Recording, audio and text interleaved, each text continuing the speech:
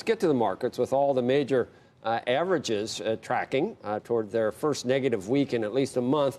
This morning's the Wall Street Journal reports that Ray Dalio's hedge fund Bridgewater is using put options to bet more than $1 billion that global markets will fall by March. Sources tell the Journal's Bridgewater bearish bet is currently one of the largest against the markets, and that it'll pay off if the S&P 500, the Euro Stoxx 50, or both see a decline. Joining us now to talk more about the markets, Sarat Sethi, managing partner at Douglas C. Lane and Associates, and a CNBC contributor, and CNBC senior markets commentator Mike Santoli. I was reminded of a couple of things, Mike, and that was Soros's bearish bets over the years with S&P puts that never worked out. He lost on every one of them.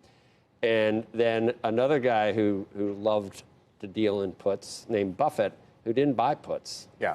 He sold billions of dollars worth of puts and added so much to his return based on that. Just when you sell puts, you're just betting that the market's going to continue to rise. Sure. So we seem to, say how high every time Dalio's on the way up, every time Dalio makes a move. I don't know what the... I mean, the first thing to say is that the report kind of lacks context. You don't know where this position fits within the constellation of all the other things that the firm is doing. It's not a bet the firm trade on the market going down in an outright way. So I think that you have to point out. But I do think it reflects some sort of general activity among big institutions saying, puts are cheap right now. We might as well lock some in. It's been a big up year. And there is actually, if you look at if you can look at sort of the slope of hedging activity going out several months, there is this welling up of concern that's concentrated around early March, which is Super Tuesday, which is when somehow people think that's when election outcomes are going to be relevant for the market. It reflects that activity, but it doesn't mean it tells you the market's going down, or for that matter, that he's going to be wrong and the market's going up. Yeah, I mean, when puts get really cheap, obviously there's a reason, sentiment-wise, and sentiment dictates a lot of things. It's been a calm market. We're at new highs. That puts probably should be cheap. I mean, he's playing the odds, right? Every 18 months you get a 10% correction on average. So on average. On average, right? So sometimes it happens. And for all those who've missed this 20+% rally, especially the hedge funds that are trying to say, well, we've missed most of this. So how do we get back? How do we say we're charging you 2%? I mean, there's something we've got to do. So let's bet against the market. I don't know when he's going to be right. Yeah, he'll be right at some point. But the market today has... Yeah, you follow Bridgewater. I mean, and he has more... his hands are directly involved with some funds more than others, right? And some have done well. Some have been just miserable, right? Well, there's the classic bond fund, which is the all-weather. The all-weather. Which one has been... The all-weather is the big... The all-weather is the mammoth-sized fund. Yeah. Right. Which over 20 years has a great record. And which one is like... A couple of them that he was more involved with have not... It's not that he's more involved with them or less involved with them. It's more... But you can find some really poor performers. But they're very model-driven, right? I mean, it's not as if it's like Cowboys saying, I'm going to be slinging... This is not that Ray Dalio wakes up one morning and says, I want to buy Apple. That's never happening. That's not even part of the...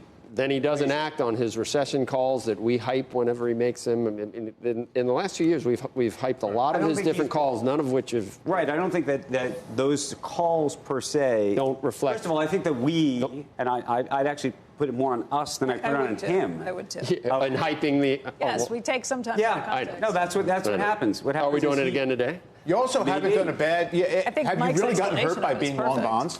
Have you really gotten hurt by thinking that yields are going to stay low around the world and there's like a lot of this macro Very few of the big bond guys stayed long. I think Mike's explanation is perfect, though, with the nuance of the idea that puts are cheap. This isn't a bet the firm, and you don't know what else the firm is doing to balance the risk on the other side. And by the way, you want that. You almost want people thinking just around the corner there's something we have to worry about. That's not new thinking over the last year either. And it's behavioral finance 101. If we didn't have it, then we'd be off the races, and then you'd be really worried about sentiment. Right. So you haven't, as we've gone to new levels on the S&P, have you decided to raise some cash or no? You know, I raise cash on specific companies that I think are overvalued. You do have sectors, stocks within the market, but I'm still bullish. I'm still invested fully. I think the parts of the market that are still cheap, the financials that are still cheap, trading below book value or at book value. I think some of the techs are extended. I think oil's getting very cheap here. So there's opportunity here within the market. But if you're fully invested, I think you stay to your objectives and you kind of, you don't have to be on the higher end. You kind of stay to the mid-end. When you say fully invested, that means for everything you sell, you plow it back into something else, or do you have always a certain amount of cash that you keep? No, I'm mid-range. So if somebody's objective is 60 to 75, I'll be at close to 65 to 70%. I'm not going to be at the higher end at this point. I think the market's kind of given us that opportunity already. But if I do have cash, I will deploy it. I'm not just going to sit on the side completely. I think there are opportunities. Do you think the market, either one of you, that is getting desensitized to China? I'm getting bored with it, and I'm looking for the next thing to cause either. I'm surprised the futures are higher this morning after what President Xi said yesterday. Right. But, I mean, sooner or later, we're just going to be, I think the market... What's the next big... Is the election the next big... Even within China, I think the market needs something decisive one way or the other before it reacts to it at this point. Because the premise right now is we've kind of de-escalated to a certain degree. We haven't foreclosed on the possibility of, pushing off the tariffs in December. So until we get out of that band of probabilities, the market's probably going to mostly... What are we going to be talking about after the first of the year? Like the recession. Did we stop talking about that? I think it's... Well, I think it's going to be the recession. I think elections are going to be front and center for a lot of people. You do? The national elections or everything? Well, I think kind of who's going to be on the Democratic side, and that's probably why you're seeing all this March stuff, as you mentioned. But, it's always the question of what we don't know that causes the markets to go up or down. And I think if you take on today's data, what we have, you've got a pretty good market that's, a GDP of 1.5% to 2%, and stocks can do well, but it's always that uncertainty, hence the premium for stocks at this point, and bonds at 1.7. There's really not a lot of value in the bond market. And we're going to have to test this premise that the markets are based on right now, which is that we're going to get a reacceleration. So in the next few months, you really got to see the data come around to the market's view that we've bottomed, and we're off to better numbers next year. Okay, I think after the first of the year, we've refocused too, don't we?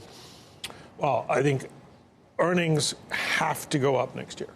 And if they don't go up, you're going to get a market with the multiple compression coming back down. When will we know whether they're going up? We should know by the beginning of the year. I think this tariff thing is huge for a lot of companies with CapEx. At least when we talk to companies, they're kind of sitting on the sideline. Great balance sheet, so that's providing some bottom to the market. You're getting dividends above your 10-year, so that's providing some support to the market. So we're showing Dalio's new market wager. Bets $1 billion stocks will fall. It's possible to have a married put to a long position too. What's the long position? On a net basis. What's a long position? 80 billion. So he's got a bit. How much are they managing up there? How much is all together? Altogether, it's a big number. Yeah, 150 billion. 150, and how much equity in equities? That's like a $30 or $50 billion position. So $1 billion, and why are we? I don't know. That's like a married put, isn't it?